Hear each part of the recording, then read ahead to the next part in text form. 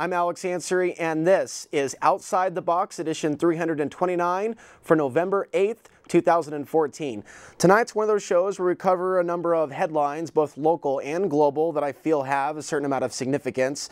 And here and there, I'll comment on some of these headlines. So without further ado, let's get started. This is the Oregonian taking a jab at what they call the hipster effect, or as I choose to call it, the hipster apocalypse, with the headline reading, "What is the hipster effect? It's what's holding Portland back from being truly anti-conforming." And actually, one of the first things that I ever wrote when I was preparing scripts and things to say on Outside the Box TV back in 2004, one of the first things I wrote was just observing in my own immediate terrain here in Portland how much conformity there actually is that is masquerading as individual thought and individual expression of fashion, for example. The Oregonian writes, "Why do all hipsters look and act alike? The question has frustrated philosophers down through the ages, which is why we have science to answer the unanswerable questions."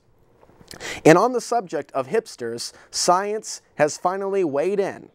The hipster effect is a non-concerted, emergent, collective phenomenon of looking alike, trying to look different, offers Jonathan Taboul of Collège de France's Mathematical Neuroscience Laboratory in Paris. Hipsters, broadly defined here, all look and act alike because hanging around coffee shops all day, they find it impossible to stay on top of the mainstream trends they're trying to resist, going back to the picture. As a result, hipsters end up defaulting to the wider cultural norms. In the picture here, this is actually taken from Brooklyn, New York, and that's kind of a softer look at hipsters. It's really not the best picture. The Portland hipster look is much more dark. And there is plenty of things to talk about that dark look and where it's coming from, the nihilistic look. But I don't feel that this particular picture, which was actually taken in New York City, is the best example of the hipster apocalypse, which has taken Portland by storm. Going back to their report, when hipsters are too slow in detecting the trends, they will keep making the same choices and therefore remain correlated as time goes on, while their trend evolves in time as a periodic function, Taboul writes, in the hipster effect, when anti-conformists all look the same. That is, they make the same choices as other hipsters, and they don't quickly adapt when non-hipsters get in on their action. The result, hipsters ultimately move, quote, toward a constant direction, which is imposed by the mainstream choices. So I want to note that editorial, that report from the Oregonian. Another thing I want to mention, G4S Security is stonewalling questions concerning their involvement with Guantanamo Bay. The London-based company that also enjoys a contract with the city of Portland is refusing to address concerns raised by human rights charity group Reprieve. This is leading to more concern about their involvement with torture at Gitmo. The company only said that they had little control over G4S Government Solutions, its wholly owned subsidiary. And we got a video here from a protest in London back in August of 2014. Go ahead and roll it.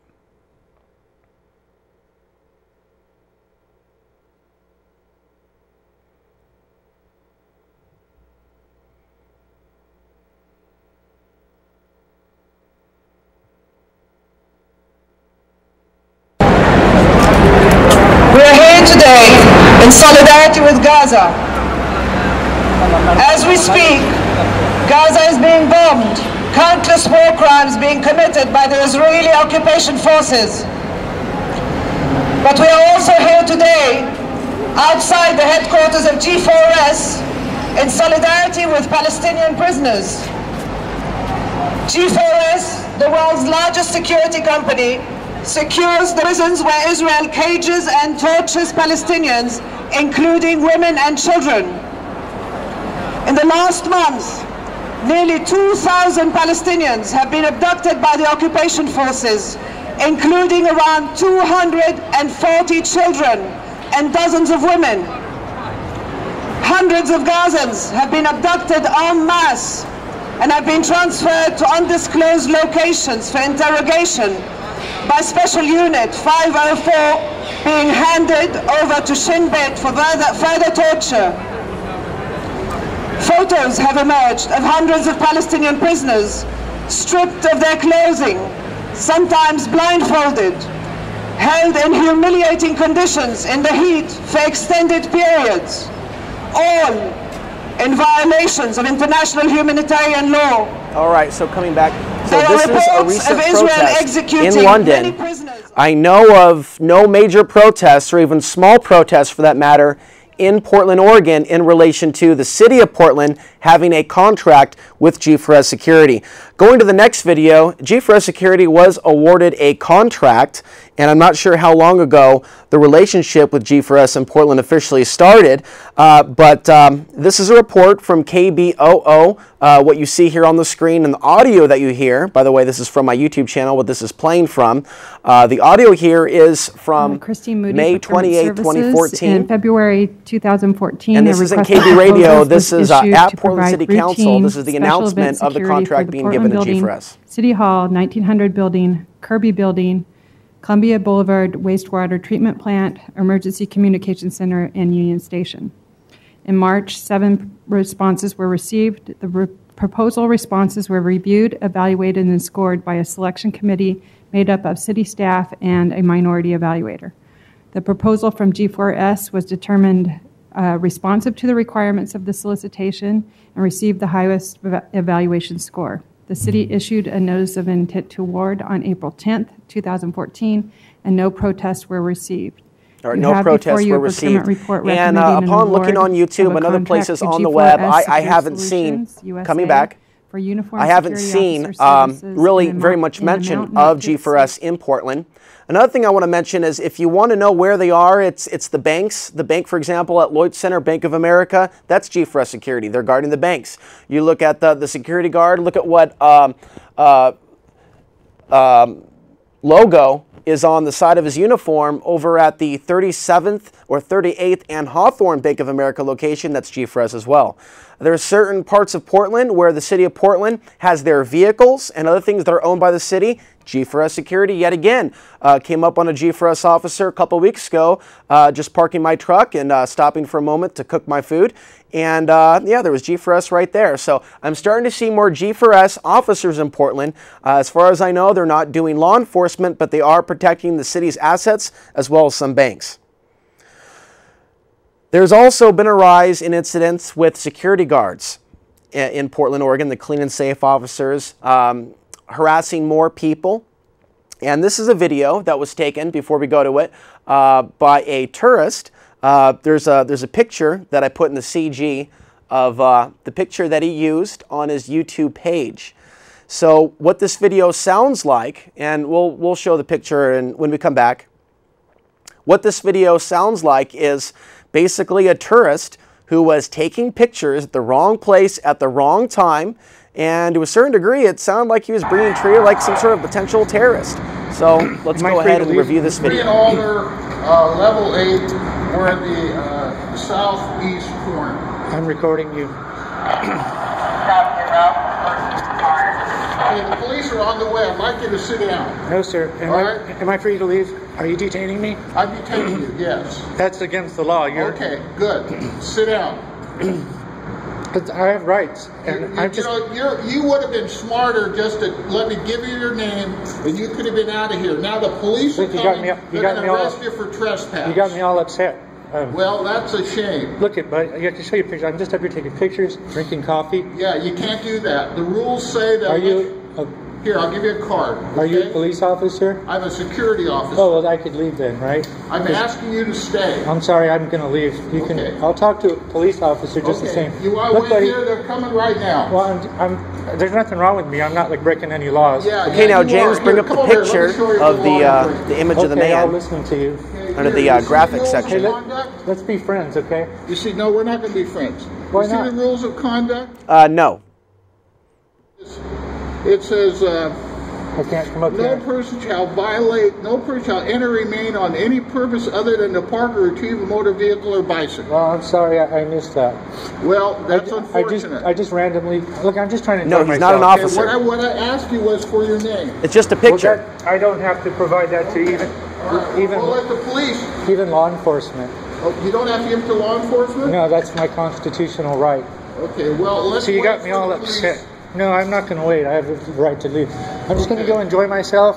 you don't even understand. And you know, but if you do detain me, that would be the same as state. There we go. So coming back in the studio and showing this picture, this is his profile picture on his YouTube channel. So I don't know if that is actually the man, but let's just say for devil's argument, or to play devil's advocate rather, that this was the man. He may have looked like someone that the officer thought he could push around. Not to put this man down if in fact that is the picture of the man, but he looks, or he appears, as you can tell in the sound of the video, the sound of his voice, non-threatening, fairly calm, non-aggressive, and so that Clinton Safe officer may have determined that he found someone that he could push around. And so that's one conclusion that, that I have come to.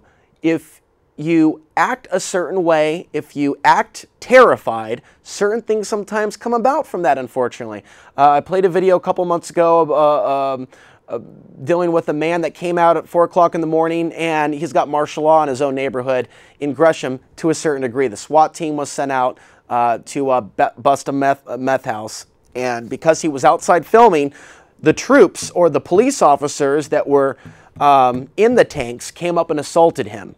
He was very apologetic. He was like, hey, I don't know, it's something about the cowering that brings out the dark side in some of these men in uniform. Excuse me, some of these little boys in uniform. Now we'll get to that article relating to the Beaverton police officer. Found guilty of child rape. I figured I would put in a couple local stories combined with national stories, since there is a lot of local news to cover. A Clark County judge has found former Beaverton police officer Christopher Warren guilty of raping a 5-year-old girl at a central Vancouver home. No emotion was shown during the guilty verdict. He was joined by his wife and other family members. We now know that the Beaverton Police Department had previously fired him twice before hiring him back. The first time was in 2011 after an internal investigation found that he had lied during a 2009 criminal investigation into allegations that he had sexually abused a minor when he was 17. But his victim refused to cooperate with investigators, and he was later rehired. He was then again fired in 2013 when he was indicted on charges of food stamp fraud, as he was using organ benefits while living in Vancouver, Washington. The next headline, Portland cop arrested in Gresham for DUI. We don't have a graphic for that, but that is from the August 7th, 2014 edition of the Portland Tribune. 43-year-old Sergeant James McMurray, an 18-year veteran of the Portland Police, was off duty when he crashed his Jetta into a fire hydrant, fence, and yard around 10 in the morning at the 3100 block of Southeast 190th, which is close to Powell Boulevard. The damage done was estimated to be $5,000, and he was reported to have been put on paid leave pending an internal review process. No mugshot has been released, nor an update from the local media on the follow-up to the investigation. Local media is good about that. They're good about, maybe covering something if they cover it and never touching the story again with the follow-up. Sometimes they do, most of the time they don't. Another Portland area cop made his own audition in 2011 for the World's Stupidest Career Criminal Cops, the TV show that doesn't exist but probably should. Beaverton Police Lieutenant accused of shoplifting, in the next graphic, at Hillsborough store. A Beaverton Police Department was cited last month in connection, again this was 2011, with shoplifting a $7.99 personal lubricant while off-duty at a Hillsborough Safeway. On November 1st, 2011, Lieutenant Dean J. Meisner, 53 years old, was cited on an accusation of third-degree theft. He is a 24 veteran of the Beaverton Police Department. I don't know whether it's the fluoride in the water over there or something else. There's something strange about Beaverton. Meisner is the lieutenant of the Criminal Investigations Division, says Officer Pam Yazzolino. I can't enunciate some of these names. It's beyond even. And so that is what we see in the local news regarding to criminal cop behavior. Of course, if we try to cover it all, the show would go on for hours and hours and hours, and it would be a weekly show. But we're just giving you snapshots of some of the things happening locally, including, here's a map, about 150 sex offenders live near school bus stops in Portland. It's also come out that there's a pretty high amount of teachers in the school system here in Portland that have been either arrested or fired or punished for inappropriate relations with students. Now, there's something dark about the Portland area and sex crimes. There's something about this area that seems to draw them here or bring out that behavior in some of the residents. And this is a trend that I've noticed for some time, and I'm not the only one. So there are reasons why Portland is a #1 child sex trafficking city. And it's not just because we're on the I-5 corridor. We're not the only city in America that happens to be on the I-5 corridor. Just food for thought.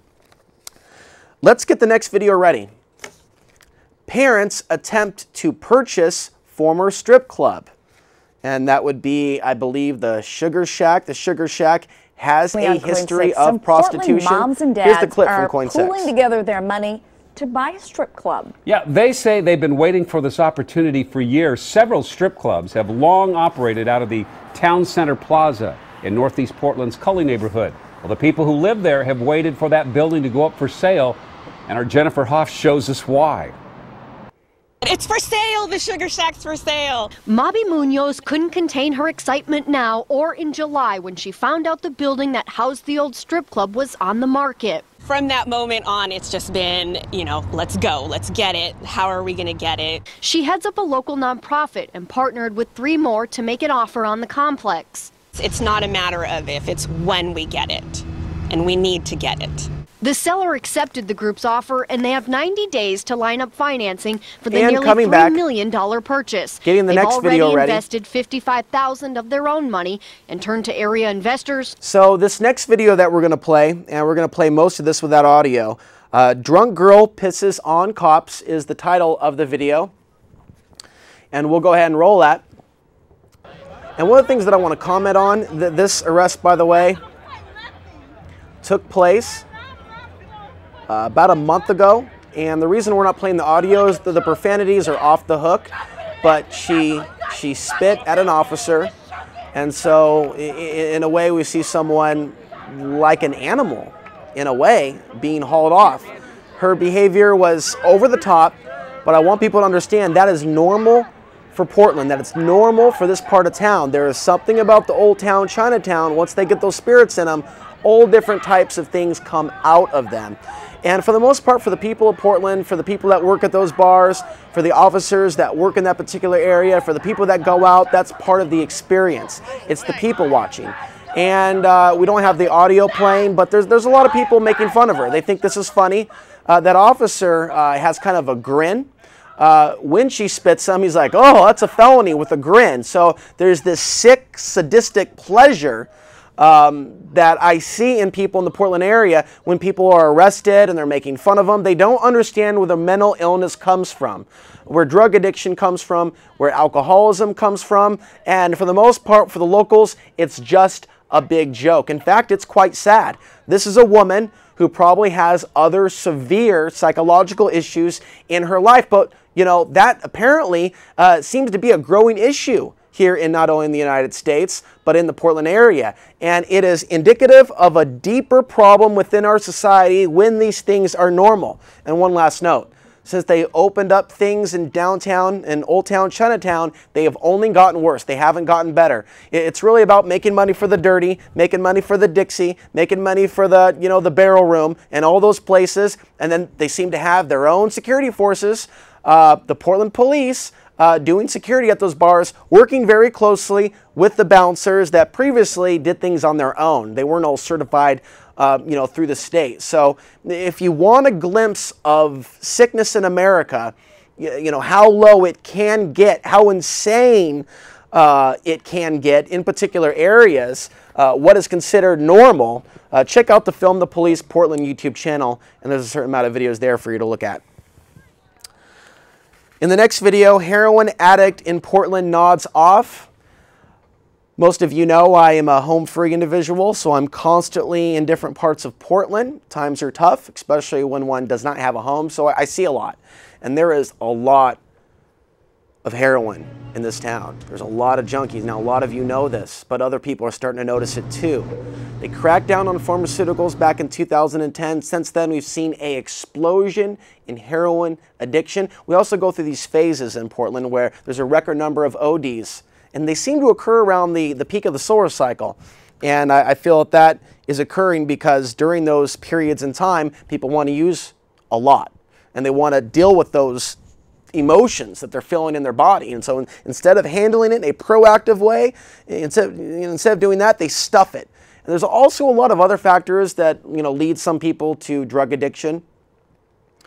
And there are a fair amount of good-looking women out there that are on heroin and have made some horrible choices when it comes to their male company. So there's a lot of misery loves company, the type of activity that I'm seeing out there, and around certain grocery stores. There are certain areas where there's a lot more theft taking place, thus we see more security. Thus, it's just this cycle that never seems to end. More crime, more security, more locks that people are putting on their doors. So this is what more people are seeing in the Portland area. Be careful what you wish for, and be careful what you put your attention on and draw into your world. Halloween is a time where people like to dress up like their inner spirit or their inner personality that they don't necessarily show to the world the rest of the year. And that's why I think some people choose the demonic front or image, the vampire. These aren't things to toy with. You're saying you're a zombie. You're saying you like to suck off other people and drain their energy. And there are really energy parasites out there that like to suck off of other people. So it's kind of fitting in a kind of a sick way for so many people to be dressed up like a zombie or to be dressed up like a vampire. These are things that we're seeing more of. A woman, however, unfortunately, that went to one of these haunted houses. This is a clip out of New Mexico before we play it. She reported certain things said to her that were in that particular haunted house, and it brought surprise to not only her but her boyfriend. We'll go ahead and roll that. Another Albuquerque woman says actors at a haunted attraction crossed the line in a sexual way and freaked her out with how they touched her and what they said to her. It's a story uncovered by News 13 last week. News 13's Lizzie Mitri is live at that haunted house in the Old Town area with new accusations. Lizzie? Well, her eyes are wide open. Dean, this is now the second woman to come forward and say she didn't just feel scared after this experience, she felt violated. The New Mexico slaughterhouse is supposed to scare you. At my feet. Even traumatize you, organizers say. But a woman who asked to remain anonymous says when she went earlier this month, it wasn't just spooky. She says it bordered on sexual harassment. I felt violated. I felt filthy. I felt gross. The 19-year-old says two actors did much more than scare her. They were both pushed up against me into this corner with their whole bodies against me, like rubbing their heads on me. She was separated from her fiance with a pillowcase over her head as one of the guys whispered in her ear, telling me that I need to yell for my fiance and tell him that I'm with a real man and that he can do things to me that my fiance never did, and that he'll show me what a real man is. Is that allowed? Is that crossing the line? That is allowed. That is allowed. Okay, so coming back, he says that's allowed, and what we saw was just some video there of a woman being dragged. That was probably from their YouTube channel. It was probably from their website. So we have people in this country and the city that will go to some of these places knowing what they're in for and being surprised when something bad happens. But I'll give the woman the benefit of the doubt. Maybe she had no clue what she was involved in, had no clue what this place was like. But also notice the lack of complaints from other people. Where are the other complaints? There are people out there that don't mind this behavior. In fact, the reality is there are some people that actually get turned on by such things. And I'm not just talking about men. So now we're also going to give you some additional information on something I talked about at the beginning of last week's show. ODOT wants to tax you by the mile. This should be a story that's relevant to many of you.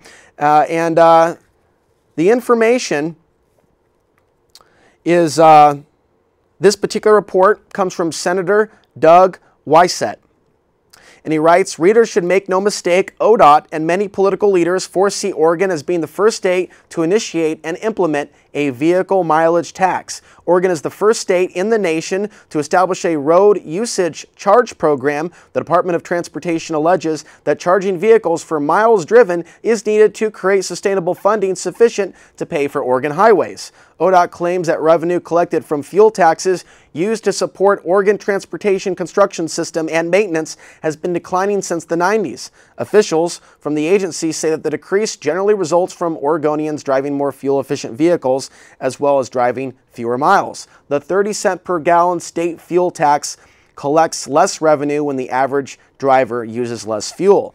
The Road Usage Charge Program was created by Senate Bill 810 during the 2013 legislative session. It created a voluntary program for up to 5,000 cars and light commercial vehicles to participate in the plan, and that project will begin July 1st, 2015.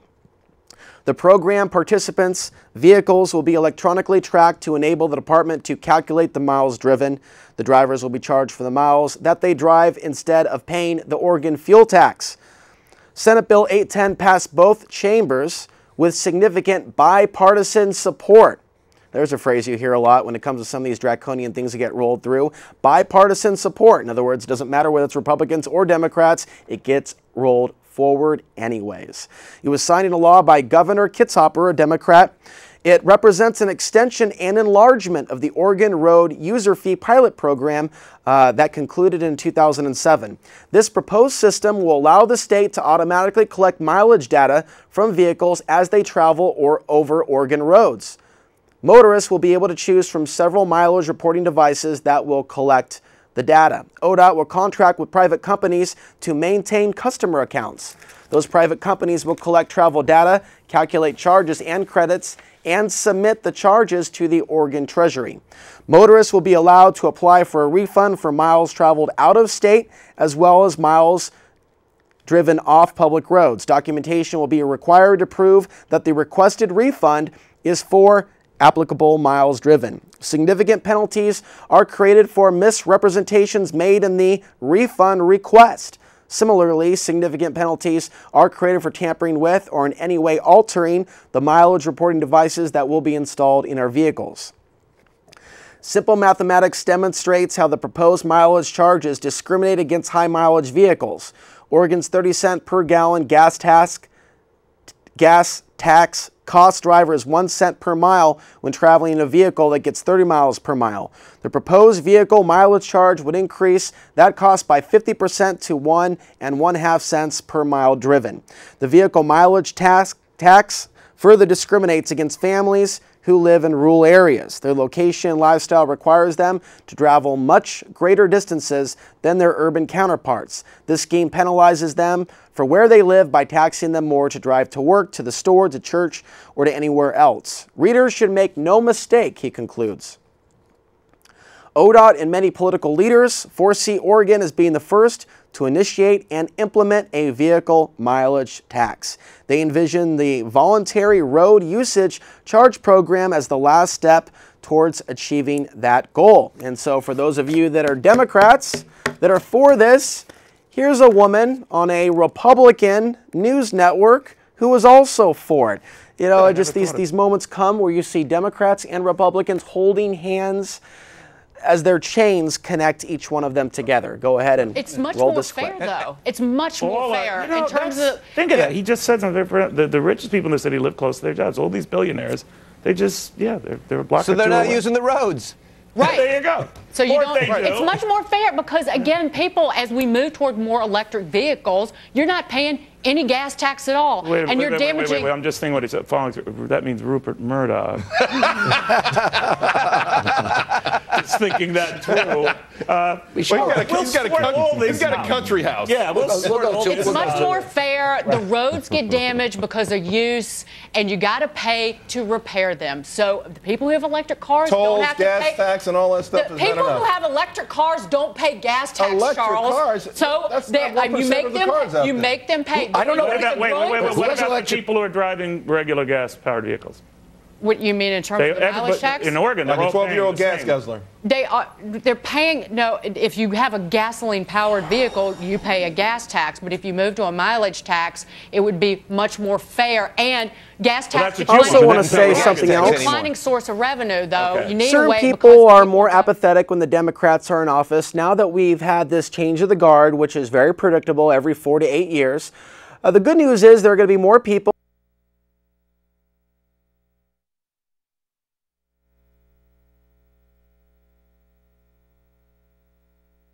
So in the next couple of years, you may see some people acting less apathetic. They're under the illusion that it's just a Republican conspiracy because, frankly, Republican conspiracy theories are really, really popular. But any factual information about the bipartisan conspiracy, a lot of people like to basically throw their fecal matter at individuals with a different opinion that is outside the box of the controlled left and right. So if there is a good thing about this change of the guard to red, it will be more people going, this isn't good, this isn't good, we need to be aware of certain things. So for whatever the reason, whatever the motivation, it is good to be aware, and it is good to have basic cognitive functions in your cerebral cortex. There are a lot of people that have been acting like they're somewhat damaged psychologically. At least I've seen that in the last couple of years, where I saw more people opposed to draconian measures during the Bush administration.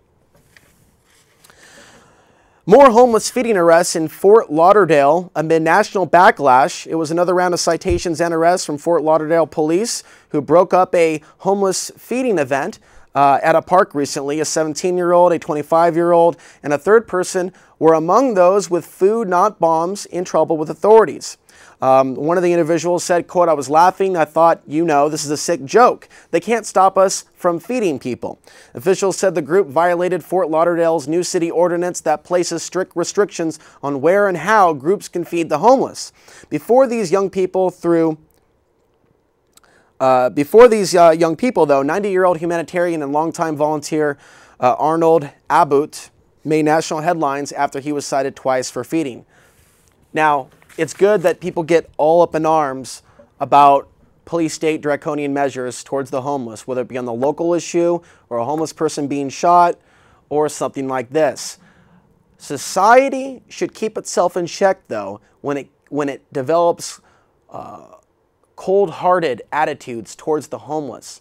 And there's a lot of people here locally that assume that if you're homeless, you're mentally ill, without realizing that when you're homeless for a certain amount of time and you got nowhere to shower and you got nowhere to rest and you got no one to talk to, there's drugs and there's alcohol and there's talking to yourself. So again, in the Portland area, we see a lot of people running around talking to themselves, and it's assumed that they're homeless because they're mentally ill. And there's a lot of people that just don't get it. When you're shunned by your community, when women, when men, when other, but in particular women that are concerned about their kids, obviously, there's constantly stories about sex assaults and child sex trafficking. It's normal for a woman to be, okay, I'm going to be, a little bit alert as to what's happening outside my front yard, outside my house. If only we had that type of awareness to larger issues that affect us all. But when people are marginalized because they're homeless or someone's afraid of them because maybe they don't have the right color skin in certain neighborhoods, that's wrong, that's not right, and that is a part of the problem. In the next report, 50% of occupations today will no longer exist in 2025. And this is coming from the Press Times of India. A paradigm shift is expected to be witnessed in the way workplaces operate over the next 15 years, making nearly 50% of occupations existing today redundant by 2025. Artificial intelligence will transform businesses and the work that people do.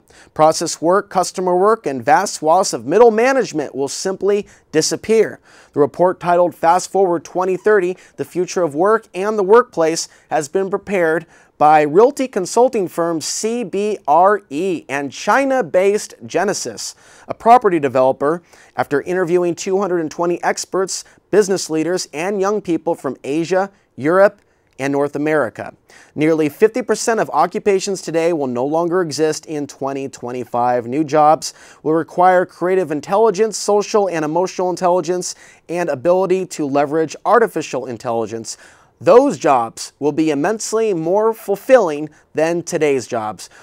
Workspaces with rows of desks will become completely redundant because they are not fit for purpose, but simply because that purpose no longer exists. Given the coming dramatic changes, companies will need to relearn how to obtain high performance from employees and contractors, CBRE Asia Pacific Director said. Going to the next graphic, this time last year, it was also reported that a study out of Oxford University found that almost half of U.S. jobs are vulnerable to being taken over by computers as artificial intelligence continues to improve.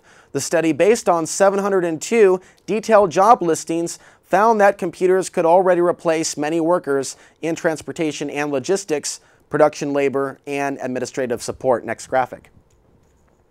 This graphic and the next one. Looks like I may have missed one. But yes, they did discuss this last year at Oxford. So what is technology bringing us these days? Well, a lot of things, a lot of different things. You know, you've seen on the Discovery Channel, some of you, or you've read some of the reports about the technology where they can beam voices into people's heads. Going back to the graphic.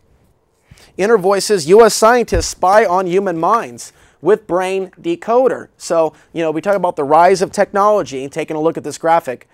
We look at the rise of technology, and they talk about replacing humans, and we need to look at what technology is actually bringing us. Keeping your thoughts strictly to yourself may soon prove infeasible, with scientists working on a breakthrough mind-reading device. The idea is to help people who are physically unable to interact with the outside world. In fact, it's all about hearing inner voices and correctly interpreting them with the help of unique individual decoders, a researcher from the University of California, Berkeley, explained. In 2011, Hollywood epics such as Madagascar 2, Pink Panther 2, and Star Trek helped researchers from UC Berkeley monitor the blood flow in human brain with MRI scanners and eventually recreate images similar to those being screened. Briefly, in terms of the Federal Reserve ends quantitative easing bond buying program. The Fed has officially announced an end to its quantitative easing bond buying program, but economists are split over whether the central bank's decision will help or hinder post-recession recovery. As expected, the Fed said Wednesday afternoon that its third and most recent round of quantitative easing, QE3, will come to an end. Next graphic. And one of the analogies that I have for the QE program is not heroin, but as you see here, human growth hormone. Human growth hormone, commonly used by some bodybuilders and some so-called professional athletes. It is comparable to what the Federal Reserve is doing. Now, the thing with human growth hormone, you just can't keep using that stuff your whole life. You're going to have health issues, and at a certain point in time, your body is not going to create a normal, healthy amount of testosterone. Now, I don't know the difference, and I don't know the specific science in the difference of different types of steroids. There are certainly different types of steroids, but some of them will cause major health problems by causing your internal organs to grow larger than they should, causing major problems for certain users of this very toxic substance, serious problems later on in life. So in many ways, the crash of the U.S. economy is like a crash that you might see from a roid rager. Roid rager showing violence. He's roid raging, slamming things, knocking people out. And we look at what is going on with the United States, countries being bombed, countries being invaded, and things of that nature. It is election season, so it is worthwhile to mention a few things, at least relating to some of the people in office. Mike McConnell, a Republican, his ties to a shadowy shipping company, has recently made the news, but it's not big news, it's not mainstream news, but it is news nonetheless. After drugs were found aboard the Ping Mei, a vessel owned by his wife's family company, Colombian authorities are investigating. Before the Ping Mei, a rusty cargo vessel, could disembark from the port of Santa Marta en route to the Netherlands in late August, Colombian inspectors boarded the boat and made a discovery. Hidden in the ship's chain locker amidst its load of coal bound for Europe, let's show the graphic, were approximately 90 pounds of cocaine.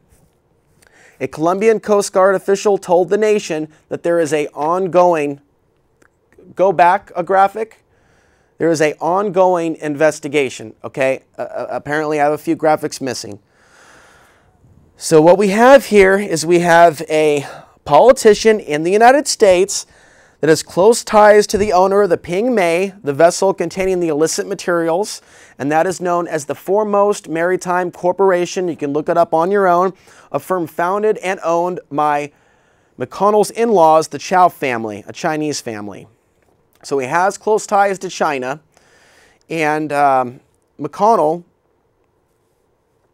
led an effort to soften his party's criticism of China. Republican criticism of China, in other words, when there really should be bipartisan support or coordination to keep their eye on what is actually going on, not play political games and have shady connections, and certainly not be involved in the drug trade, the illegal drug trade, where the government ships the drugs and things of that nature. So this is another alarming story about a politician, but specifically, it's a new direction. It's a new direction for corruption to go. Oh, linked directly to a shipping company, and you're busted by Colombian authorities, and you're not going to lose your seat in Kentucky, which is where I believe that he has his seat, in the state of Kentucky. Another quick thing to mention about this particular politician, the campaign manager for Ron Paul, Jesse Benton, went to work for this individual, and he jumped ship back in August. Did Jesse Benton know anything about this? Those are some questions I would like to know, because Jesse Benton is, he's been very destructive to the grassroots efforts of the Ron Paul campaign. A lot of good people out there that did donate to the Ron Paul campaign in previous years, mainly because of the anti-war stance that we're not seeing from mainstream Democrats nor Republicans. And we saw a lot of destruction come from Jesse Benton, in particular a lot of crap that was done to Ron Paul supporters at the grassroots level. So it should not have been a surprise for them to see this, to read about McConnell going in this direction, being involved in the drug trade, potentially himself on a deep level, especially when we know about the corruption clearly with Jesse Benton. And people should be questioning, of course, Rand Paul because of some of the things that he has said and his endorsement of wars in certain areas. There's a lot to go through tonight. James, we're going to start going graphic by graphic. Just hang with me here, but we're going to go fast because I don't have enough time to cover this. Chinese billionaire signs deal for 100-year takeover of Nicaragua's new Grand Canal project. And this is something that you may want to look at. No, local residents are threatening nothing short of armed resurrection if or when Chinese bulldozers show up. There's going to be a massacre because we are not leaving our land, our lives, and we will fight until the death. And this project was put forward. It has a cost of about $40 billion. The project's value will be 4 times the size of the country's 2011 gross domestic product. Here's a headline from Forbes concerning a recent high-end hotel sell to China, in New York.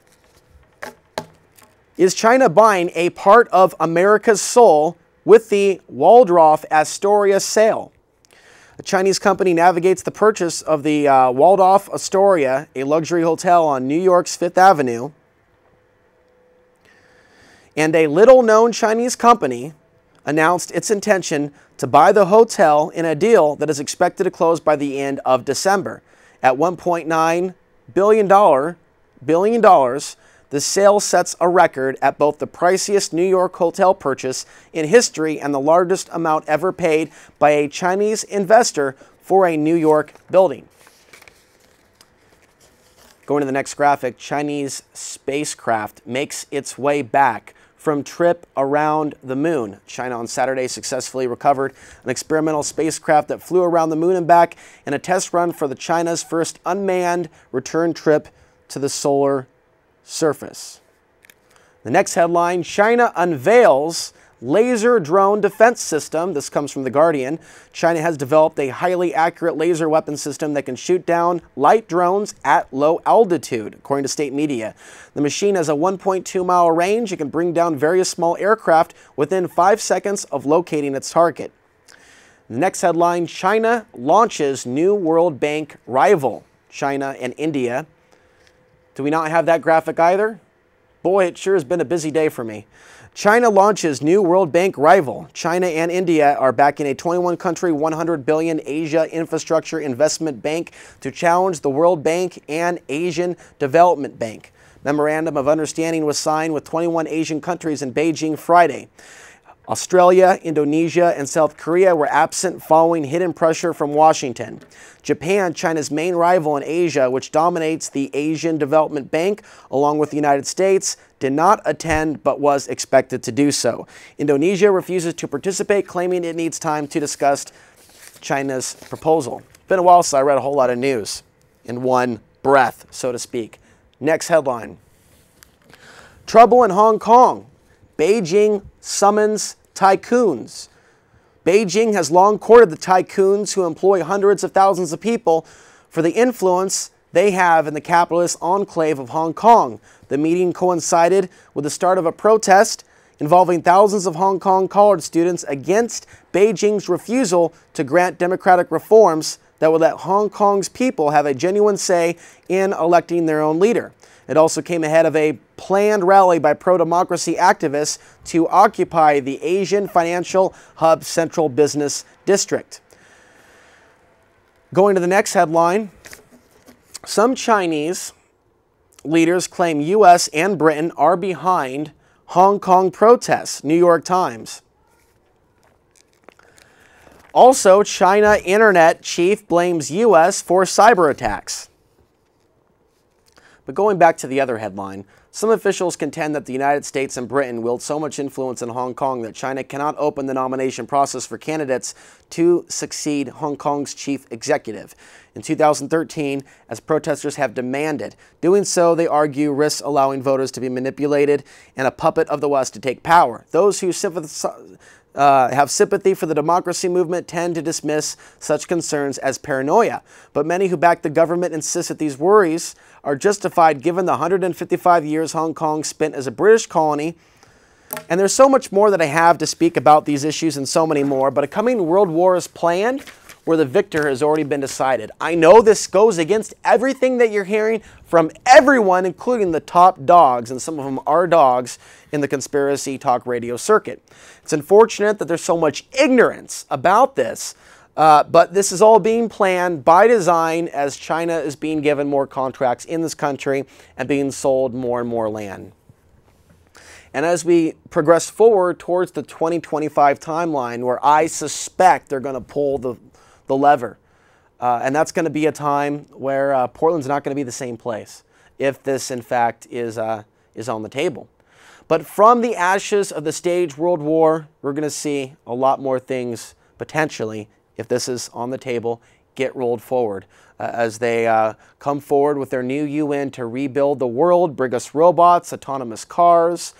It's going to be a really strange, bizarre world after the staged World War, unless we have the king of all solar flares take humanity collectively back to the Stone Age, back to nature, really is what that would actually be all about. So what will happen first, the staged World War, or the king of all solar flares, or humanity merging with technology? I don't have those answers, but I have some strong suspicions as to how it could play out. Sanctions are forcing new Russian links with China. That's another headline. As well as Russia may ban circulation of the US dollar. I definitely know I have that one. If the bill is approved, Russian citizens will have to close their dollar accounts in Russian banks within a year and exchange their dollars in cash to Russian ruble or other countries' currencies. Otherwise, their accounts will be frozen and cash dollars levied by police, customs, tax, border, and migration services confiscated. But also sanctions are forcing new Russian links with China. Next graphic. Russia may ban circulation. There you go. Okay, so going to the next one. U.S. and Canadian F-22 fighter jets scrambled to intercept 6 Russian military planes near Alaska. So people are being numb to this. They're getting acclimated to hearing about Western jets responding to intrusions upon our airspace or coming close to our airspace. So a lot of people are tuned out. They're like, hey, nothing's new here. It's always been this way. It's always going to be this way. It doesn't matter how many weapons they make. Nothing's going to happen. We're in the new age now. We can dance. Who wants to twerk? Okay, and that's the mentality of a lot of people. Just, yeah, baby, getting on the dance floor. Yeah, well, before you know it, we're going to be humping robots. Also, Russia weaponizes the Arctic, will build 13 airfields and 10 radar stations to meet, quote, unwelcome guests. 2 weeks ago, Sweden was gripped by a ludicrous panic when it dispatched virtually its entire Army, Navy, and Air Force to hunt down what according to eyewitness reports, later proven to be false, was a Russian sub that had been broken down somewhere close to Stockholm. There was no sub, however. One angle that made the story plausible were rumors of a recent surge to Russian military transports and support units to the Arctic in a scramble to defend its vast natural resource deposits located close to the North Pole. And not surprisingly, this weaponization of the Arctic was confirmed 2 days ago when a senior military commander said that Russia will build at least 10 airfields and 10 radar stations in the Arctic to safeguard the nation's military security in the region. There was a lot of other videos that I planned to play, but there's no way that we're going to have time for that with only 10 minutes left. But one thing I will mention, there was an interview with Teal Swan. Let's bring up her graphic for her YouTube page. And that is in the graphic CG section. So she did an interview with Fox and ABC. Fox or ABC. Yeah, the graphic that in the graphic section. The graphic section. Yeah, bring up Tila. I didn't say the YouTube video. I said the graphic section, the CG. I apologize if there's a. Well, can we show that graphic? This is Teal Swan's. I don't even know if I am even saying her name right, but she has a lot of videos on spirituality and psychic protection and things of that nature. So the women in the audience may want to check this out as well as the men. It's all very good information.